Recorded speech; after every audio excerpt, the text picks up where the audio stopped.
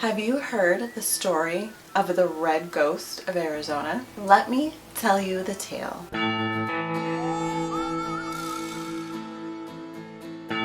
Within the bounds of Greenlee County, there was a small sheep ranch nestled along Eagle Creek. On no particular day in 1883, the herders of this ranch were off tending to their flock, while their wives stayed behind tending to the home and children. One of the women went down to the creek to fetch some water. She had been gone only moments when the dogs began barking frantically. The woman still at home moved cautiously but quickly to the door to investigate the source of the disturbance. She peered out just in time to see something massive crash through the fence and tear off toward the spring. Before she could even process what she had just witnessed, she heard her sister scream out in terror. Though she wanted to run to her sister's aid, the woman's first instinct was to protect the children. She barricaded the cabin and waited out the endless hours until the men returned home that night. The woman had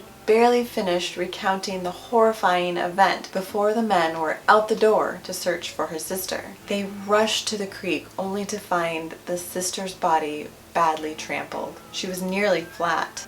In the mud around her, the men saw animal prints, but none they were familiar with. These were cloven hooves, like a horse, but twice the size. Caught on some nearby willows were strands of long red hair. The woman from the house could only tell the men that whatever it was enormous and red, and it was ridden by a devil. Just a few days before this incident, a couple of prospectors had been out panning for gold in a nearby creek. As night fell, they laid down in their tents and went to sleep, only to be violently awoken as their tents came crashing down around them. They too heard a loud scream, and then the pounding of hooves. They clambered out from under their tents just in time to see something taller than 2 horses tear into the brush. When they returned later with more prospectors, they found broken down bushes and unusual tracks where the beast had taken off running. The prospectors tried following the tracks, but they quickly led to rocky hills and the trail was lost. Upon closer inspection of the broken branches, they found strands of long red hair, just as in the Eagle Creek incident. Word of these events spread quickly, and the tall tales began to spread even quicker. The stories of the beast encounters escalated with each telling. In one, the beast, now being described as 30 feet tall, attacked and knocked over 2 freight wagons, and once again, long red hairs were found at the scene. One man swore he chased the beast to the edge of a cliff. He thought he had it cornered. The beast had nowhere to go but down. But rather than falter at the precipice, the creature bounded across the half-mile wide valley as if it were galloping on air. Another man claimed the creature killed a grizzly bear. With this creature gaining such notoriety, it also gained a name. It became known as the Red Ghost. The Red Ghost continued to be spotted throughout the Arizona territory, bringing chaos with it wherever it went. The stories grew ever more outlandish as people continued to speculate about what the animal actually was, until someone finally got a good look at the creature. About a month after the initial stories started spreading, a man named Cy Hamlin was out hunting. He came to the top of a ridge to get a better view of the area. As he peered across the ravine, he caught sight of a large animal moving through the chaparral bushes. Cy was some distance away and couldn't quite make out the shape as it was obstructed by the bushes. But as the animal moved into a clearing, Cy could see plainly what it was. The Red Ghost was a camel. As surprised as Cy was at this revelation, he was perhaps even more surprised to see a large shape upon the camel's back. He couldn't be sure, but he could have sworn the shape looked like a man. But before Cy could make a definitive assessment, the camel lumbered off into the chaparral once more and was gone. Whenever Sai tried to tell someone about this incident, he was generally met with incredulity. Though whether that was about Red Ghost being a camel or Red Ghost having a man on its back, I'm not quite sure. Regardless, Sai would not have to wait long for vindication. One early morning, two prospectors were out along the Verde River when they happened upon the camel feeding on a mesa. They quietly crept closer to it until they got within firing range. The prospectors were determined to bring an end to Red Ghost's reign of terror. They took aim and fired in unison. The camel jumped and tore off. Neither man struck the camel, but something shook loose and fell off its back when it ran away. The prospectors rushed to inspect the object. Whatever they thought it might be, I'm positive it wasn't this. What lay on the ground before them was a man's head, dry and withered, but with flesh and hair still on it. Weeks passed without another sighting of Red Ghost. But on an otherwise uneventful day, a cowboy rode up to an abandoned branding corral. His eyes soon fell upon a massive red camel standing within the enclosure. As he tried to inch closer, the creature suddenly became aware of his presence. It panicked and bolted, crashing through the corral. On instinct, the cowboy whipped out his lasso and hurled it toward the great beast. With flawless precision, the rope fell gracefully around the animal's neck. This victory, though, would prove to be extremely short-lived. The lasso did nothing to control the camel. Instead, it charged. It went straight for the cowboy and his horse. The steed reared up and tried to evade the attack. The camel would not be outmaneuvered. It struck the horse in the throat, and all three of them went crashing to the ground. While the horse and cowboy reeled in the dirt, the camel took the opportunity to race off, lasso and all. It was yet another run-in with Red Ghost with nothing to show for it.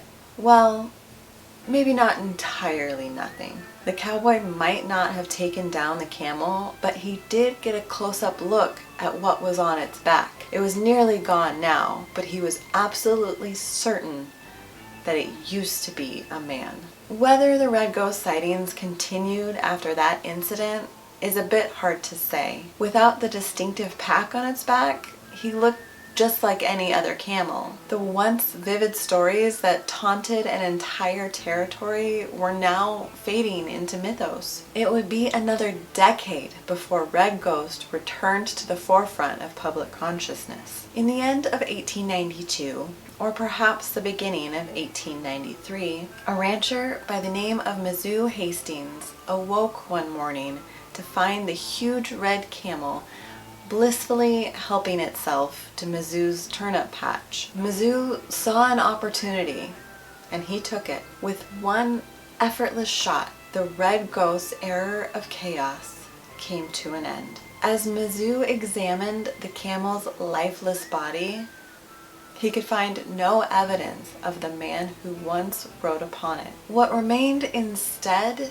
was a web of rawhide strips that had been tied so tightly onto the camel and for such a long time they had cut their way into the camel's flesh. Its infamous red hide was obscured by ghastly scars. Nobody ever learned how this camel came to have a man bound so tightly to its back that neither was able to free itself. The initial belief was that a man who was perhaps stranded in the desert, too weary to walk any further, tied himself to the camel's back in hopes of being carried to water. But when Mizzou examined the tangled lattice of straps on the camel, it was clear that no man could have done that to himself. So then it begs the question, was this done as a horribly cruel punishment in the vein of Lord Byron's Mazeppa? In the poem, a young page of the king's court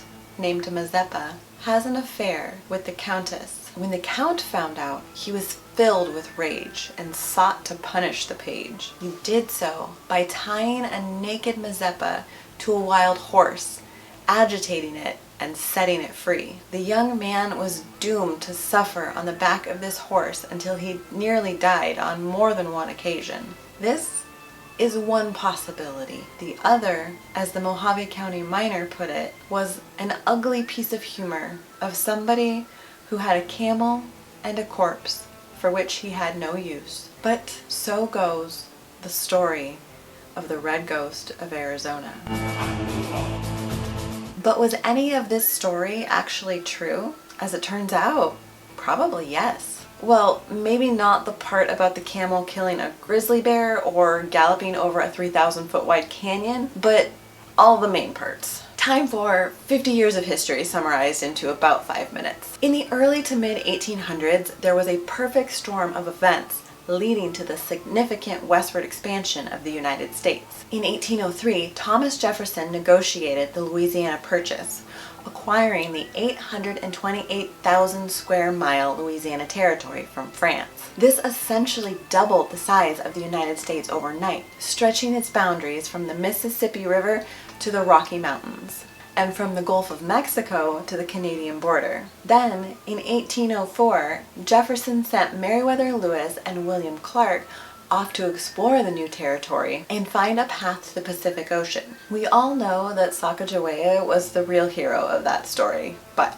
back to the history lesson. The Treaty of 1818 settled the land disputes between Great Britain and the US by dividing the area of the Pacific Northwest along the 49th parallel of latitude, meaning that everything north of the 49th parallel would go to Great Britain and everything south would go to the US. However, the treaty included a caveat that both countries would honor joint control of Oregon Country, which consisted of the land from the present-day southern Canadian border down to the southern borders of Oregon and Idaho, and from the western border of the Louisiana Purchase to the Pacific Ocean. That is, until the Oregon Treaty of 1846 brought this joint occupation with Britain to an end, ceding total control of the Oregon Country to the US. Now, taking a small step back in time and bringing our attention to what is now the American Southwest, we come to the Texas Revolution in 1836, in which Texas won its independence from Mexico. Remember the Alamo? The Alamo! So then, the Texas area becomes the independent Republic of Texas,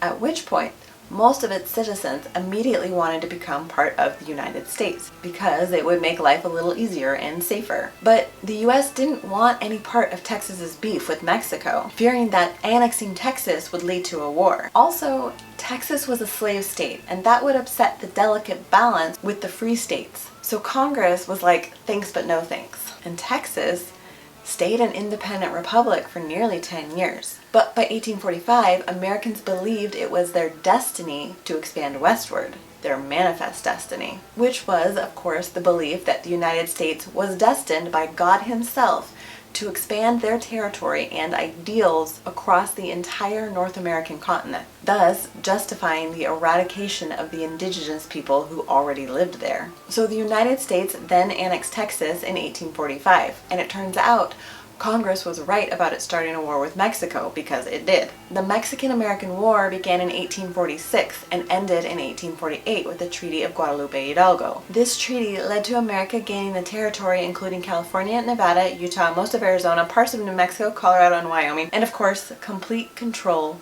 over Texas. Now, the United States wanted to build a transcontinental railroad from the Atlantic Ocean to the Pacific Ocean. They believed that the best route for this railroad went right through this tiny little bit of land that Mexico still owned. So they fixed that little setback with the Gadsden Purchase of 1853, in which the US bought the last little bit of New Mexico and Arizona, thus completing their control over what is now the contiguous United States. So, all that is to say that with all of the shiny new territory America had acquired, there was a huge expansion of people moving out west to start new lives. Not to mention the gold rush of California that kicked off in 1848. But there was a big problem. The land out west was not like the land back east. It was vast, unforgiving desert with dry air and oppressive summer heat. There were insurmountable mountain peaks, impassable rivers. The men, as well as their horses and mules, were not made to endure these extreme conditions.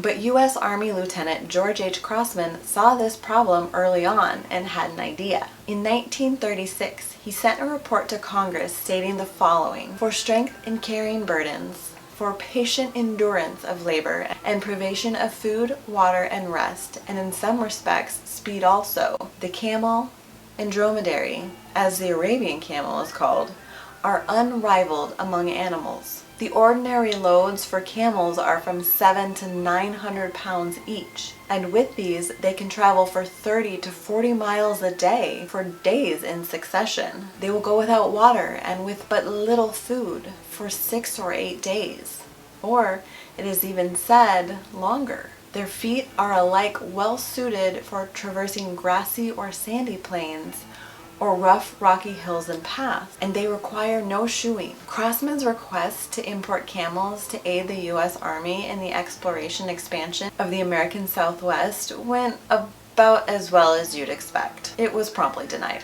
In fact, it would be requested and denied twice more before it gained any traction. By the early 1850s, the Treaty of Guadalupe Hidalgo and the California Gold Rush had both transpired, and the U.S. Army was struggling to battle not only the desert elements, but also the natives, who were much more adept at navigating the hostile landscape. To say they were ill-equipped was an understatement. It was at this point that Congress was finally ready to listen to the camel idea. In 1855, Secretary of War Jefferson Davis, yes, that Jefferson Davis, convinced Congress to allocate $30,000 to purchase camels from the Middle East and bring them to the American Southwest. Davis appointed Major Henry C. Wayne and Lieutenant David D. Porter to spearhead the U.S. Army's experiment known as the Camel Corps. Major Wayne, who had served as an officer in the Quartermaster Department during the Mexican-American War, was acutely aware of the difficulties in transporting supplies across the desert. And Lieutenant Porter, the son of a U.S. ambassador, grew up in the Middle East and was quite familiar with camels and their unique care and challenges. Major Wayne went ahead to England and France, meeting with top camel experts to learn all about their care and handling.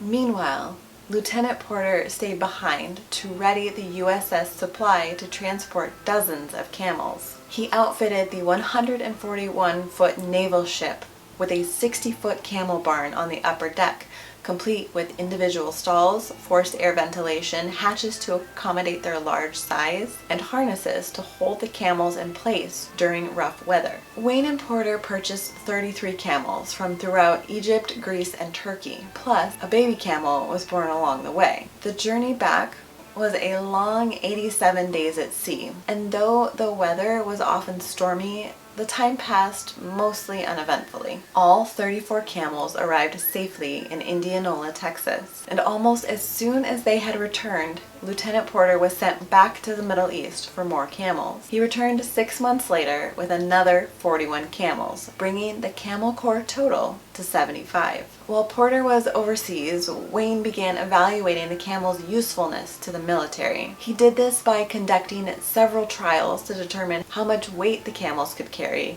and how quickly they could carry it. Wayne was quite pleased with the results, as was the Secretary of War. Jefferson Davis wrote as much in his annual report to the War Department. These tests fully realized the anticipation entertained of their usefulness in the transportation of military supplies. Thus far, the result is as favorable as the most sanguine could have hoped. However, by 1857, there was a new president and a new Secretary of War. This meant changes for the Camel Corps. Major Wayne was transferred back to Washington. His part was done, but that did not mean the end of Camel Corps. It was about to embark on its most intense trial yet. They would be tasked with an expedition to map a wagon road from Fort Defiance, Arizona to the Colorado River, and Lieutenant Edward F. Beale would be the one to lead it. Lieutenant Beale was a storied military hero, but he had since resigned to devote himself to the exploration of the Wild West. He spent months training with these animals and now would be charged with leading the camels on this formidable journey through the desert. By the end of the trek, the camels had proven to Beale their complete superiority over horses and mules as pack animals. They could cover ground twice as quickly as their counterparts, easily swim across surging rivers where the horses fought desperately. They could effortlessly adapt to high altitudes and cold temperatures, and perhaps most importantly, 3 camels were able to carry as much weight as 6 mules could pull in a wagon. Beale and his camels had done it. They had carved out a path from what is now the easternmost border of Arizona to the Colorado River. They would also map out a path from the Colorado River to Fort Smith, Arkansas. These paths would go on to become a large part of the iconic Route 66. After all of this, the War Department finally considered the camel experiment a success. By the end of 1858, the new Secretary of War, John B. Floyd, recommended Congress approve the budget to import 1,000 more camels. Despite the growing evidence of the camels' advantages, Congress denied the budget request. Lieutenant Beale appealed to Congress to approve the budget again in 1859 and in 1860, but was met with the same disappointing outcome. By 1861, America was entering the Civil War and Congress had bigger things to worry about. Over the next few years, the camels were moved from army post to army post, no one really knowing what to do with them. A few were captured by rebel soldiers, some of which were used for hauling, while others met a crueler fate. The remaining camels were eventually sold at auctions throughout the Southwest, some going to circuses, others becoming pack animals for prospectors and ranchers.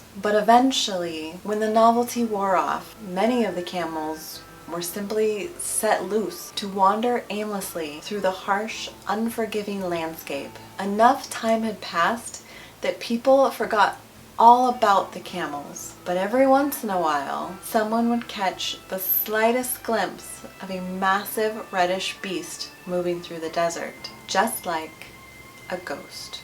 That is going to do it for another episode of AZ Unveiled. Thank you so much for watching. I appreciate you more than you know. If you have a story request, let me know in the comments. And if you could be troubled to take a moment, please like and subscribe. It helps the channel grow so I can bring more stories like this to you.